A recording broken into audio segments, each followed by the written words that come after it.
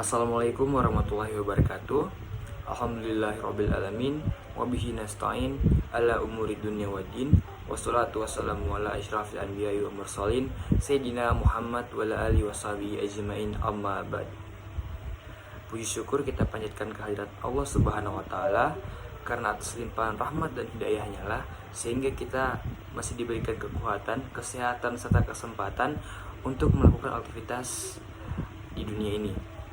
Salawat serta salam kita haturkan kepada junjungan kita Nabi Muhammad SAW yang telah membawa kita dari zaman jahiliyah menuju zaman Islamiyah. Perkenalkan, nama saya Afif Ikramullah dengan NIM C201231129 kelas M5.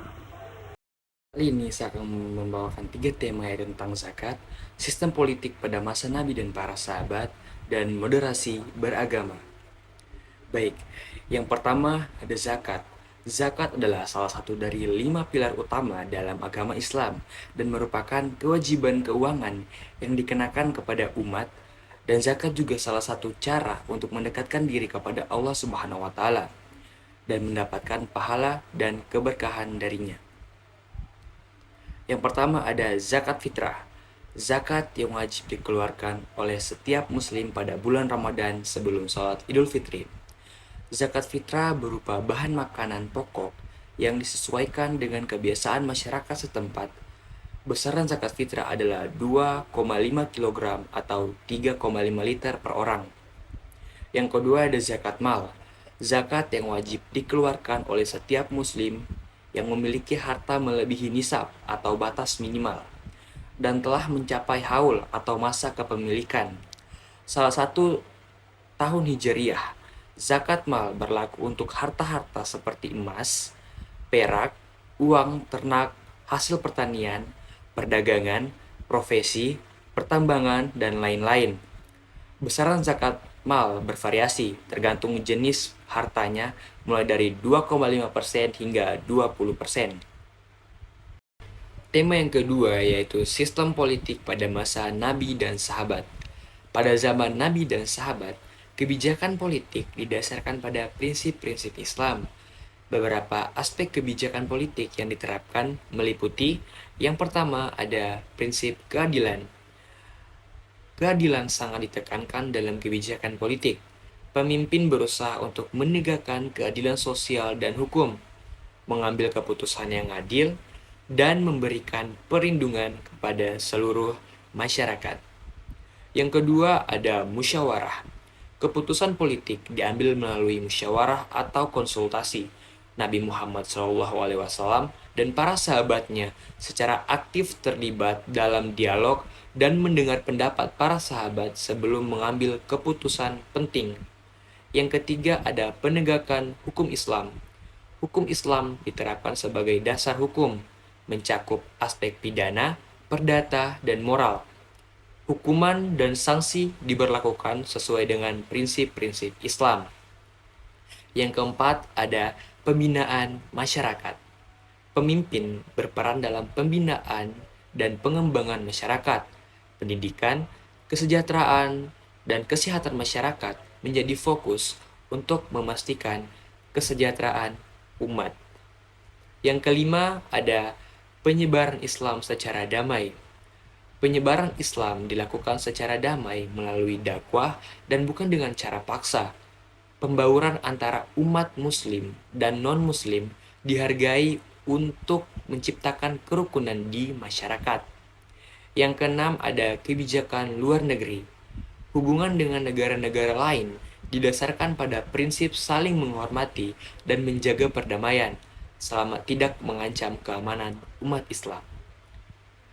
Kebijakan politik pada masa tersebut mencerminkan implementasi nilai-nilai Islam dalam kehidupan sehari-hari dan memberikan contoh kepemimpinan yang adil dan bertanggung jawab.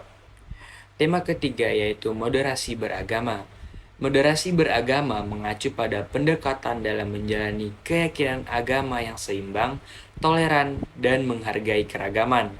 Secara lengkap, moderasi beragama mencakup yang pertama ada keseimbangan dan toleransi. Moderasi beragama menekankan keseimbangan antara keimanan pribadi dan keterbukaan terhadap pemahaman dan pandangan orang lain. Ini melibatkan toleransi terhadap perbedaan keyakinan dan praktek keagamaan. Yang kedua, ada penghormatan terhadap keragaman. Mengakui dan menghormati keragaman, keyakinan dan praktek keagamaan tanpa menghakimi atau memaksakan pandangan pribadi kepada orang lain. Yang ketiga, ada pendekatan rasional. Moderasi beragama mendorong pemahaman yang rasional terhadap ajaran agama dan menolak ekstremisme atau penafsiran yang menyimpang dari nilai-nilai kemanusiaan. Yang keempat, keterbukaan terhadap ilmu pengetahuan. Moderasi beragama mencakup keterbukaan terhadap ilmu pengetahuan dan pemikiran kritis, mengintegrasikan keyakinan agama dengan pengetahuan dan perkembangan zaman. Yang kelima, ada keseimbangan antara dunia dan ukhuwah. Menjaga keseimbangan antara urusan dunia dan urusan akhirat, sehingga individu tidak terlalu fokus pada urusan duniawi atau sebaliknya. Yang keenam, ada komitmen terhadap keadilan dan kemanusiaan. Moderasi beragama menekankan komitmen terhadap nilai-nilai keadilan, perdamaian, dan kemanusiaan, sehingga keyakinan agama tidak disalahgunakan untuk kepentingan politik atau kekerasan. Dan yang ketujuh, ada pendekatan dialog interagama.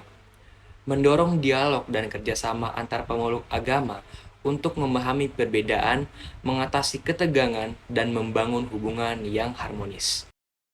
Moderasi beragama bertujuan untuk menciptakan lingkungan yang damai, toleran, dan inklusif di mana semua individu dapat menjalani keyakinan agama mereka tanpa menimbulkan konflik atau diskriminasi terhadap kelompok lain. Sekian, itu tadi 3 tema tentang zakat, sistem politik pada masa Nabi dan sahabat, dan moderasi beragama. Kurang lebih saya mohon maaf. Wassalamualaikum warahmatullahi wabarakatuh.